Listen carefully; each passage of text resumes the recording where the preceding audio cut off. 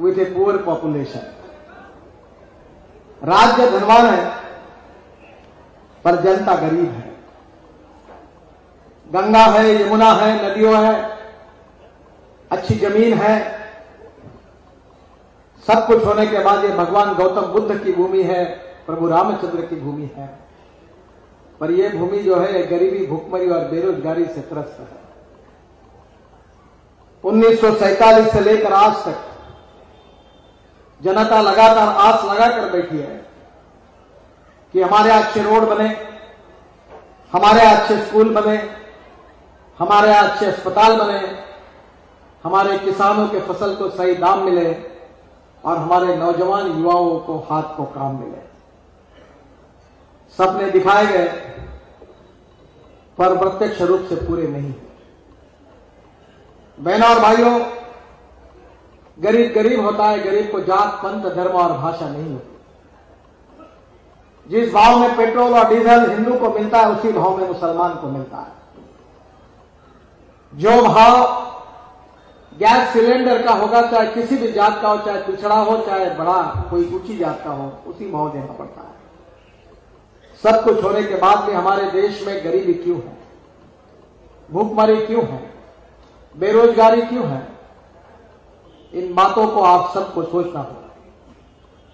अगर देश का विकास करना है तो उद्योग लाने होंगे, और उद्योग अगर लाना है तो उद्योग उसी समय जाते हैं जहां पानी है, जहां बिजली है, जहां वाहतुक की व्यवस्था है और जहां दूर संचार के साधन है। अगर रोड नहीं होंगे तो कोई उद्योग क्यों डालेगा? पानी नहीं होगा, बिजली नहीं होगा तो उद्योग कैसे चलेगा?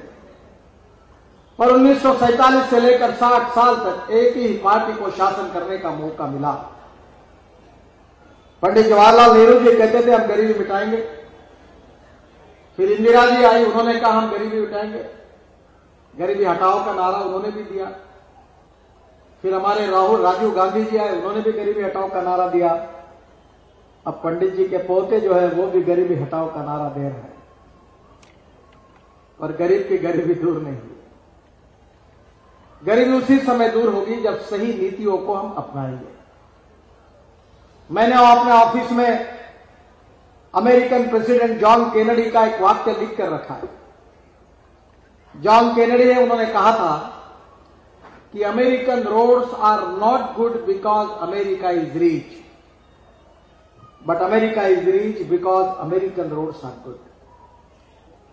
अमेरिका धनवान है, इसके कारण अमेरिका के रास्ते अच्छे नहीं हुए, तो अमेरिका के रास्ते अच्छे हुए, इसके कारण अमेरिका धनवान हुई।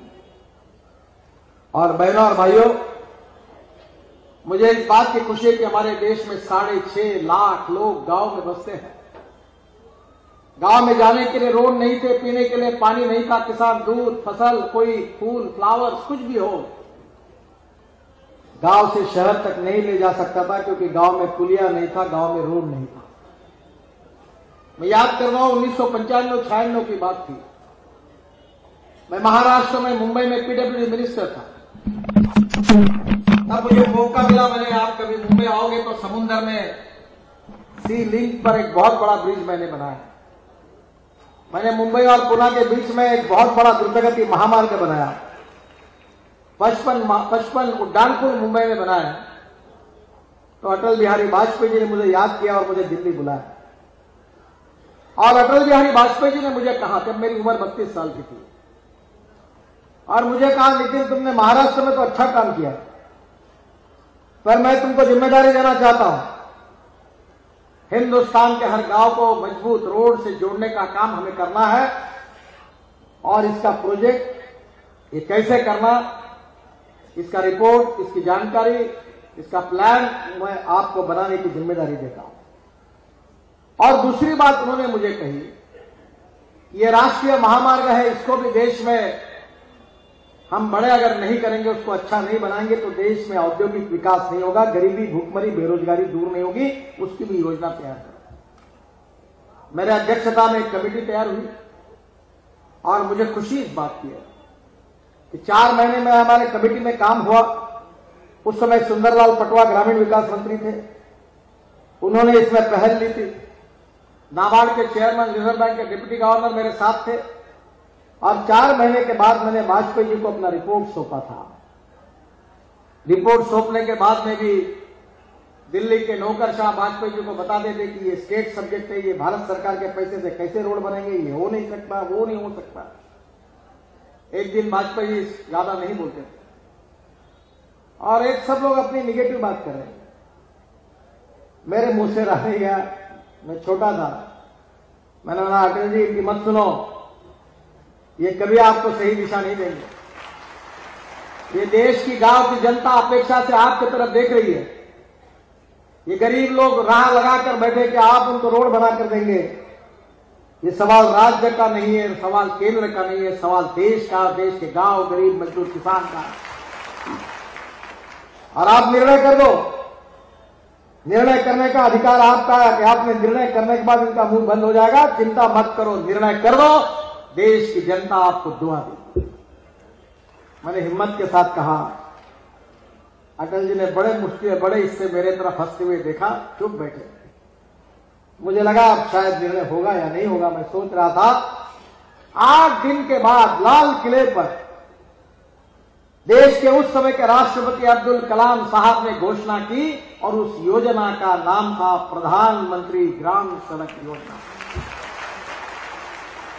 और बहनों और भाइयों, मुझे इस बात की खुशी है कि जो योजना मैंने बनाई, उस योजना से 6.5 लाख गांवों में से 1,70,000 गांवों को जोड़ने का काम हिंदुस्तान के इतिहास में किसी ने किया है तो उस व्यक्ति का नाम है अटल बिहारी वाजपेयी। उन्होंने किया, ये उनकी दृष्टि थी।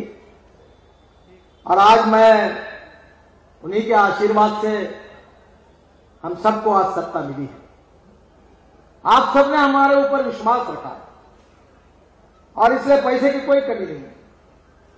ये मैं कहता हूं, मैं करोड़ों में, लाखों करोड़ में बात करता हूं और पत्रकार बंधुओं को कहता हूं मेरी एक एक बात कागज में लिख लेना, और एक भी मैंने कही हुई बात नहीं कही तो ब्रेकिंग न्यूज लगा देना और अखबार में चौकट लगा देना।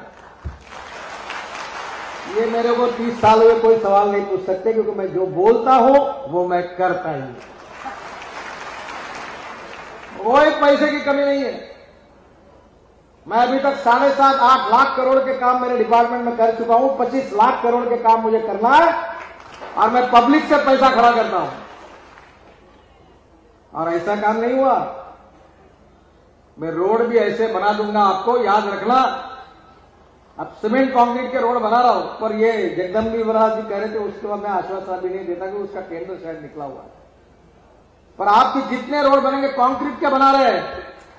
और मैं पंकज जी आपको गारंटी देता हूं, आप जब तक है, आपका बेटा जब तक है, बेटे का बेटा जब तक है, 3 पीढ़ियों तक इस रोड पर गड्ढा नहीं पड़ेगा। ऐसे कंक्रीट रोड बना। और कॉन्ट्रैक्टर को मैं बताता हूं कि तुमने अगर ठीक काम नहीं किया तो तुमसे माल नहीं लिया, बुलडोजर के नीचे तुमको भी डाल देंगे, याद रखना, अगर काम ठीक नहीं करना। 8 लाख करोड़ के काम देश में हमने दिए। एक कॉन्ट्रैक्टर नहीं बोल सकता 1 रुपए का किसी का दागीदार नहीं है। पूरा करप्शन फ्री, ट्रांसपेरेंसी के साथ किसी कॉन्ट्रैक्टर को दिल्ली में मेरे ऑफिस में आना नहीं पड़ता, क्योंकि ये देश का काम है, ये देश की संपत्ति है। और इसलिए बहनों और भाइयों, उत्तर प्रदेश हमारे योगी जी और केशव जी के नेतृत्व में बढ़ रहा है। मैं आपको विश्वास देता हूं, बहुत बड़ा काम है, एकदम पूरा यूपी बदल जाएगा ये तो मैं दावा नहीं करता। पर मैंने केशव जी को जिम्मेदारी दी है कि मेरे डिपार्टमेंट के वो इंचार्ज है, दिल्ली से पूरे अधिकार मैंने उनको दिए हैं। और मैंने कहा भाई लोग लगाओ, डट के काम करो, पैसे की चिंता मत करो, तुम जितना मांगोगे उतना दूंगा। तुम केवल land acquisition, utility shifting, forest environment clearance और ये बांधकाम करने के लिए मटेरियल तो उपलब्ध करा के दो। अगर सैंडी नहीं होगे, सीमेंट के बराबर अगर रेत का भाव होगा तो कैसे रोड बनेंगे? ये केवल आप कर दो। और मैं आपको बता दो, अभी दुगने हुए नेशनल हाईवे और 2000 किलोमीटर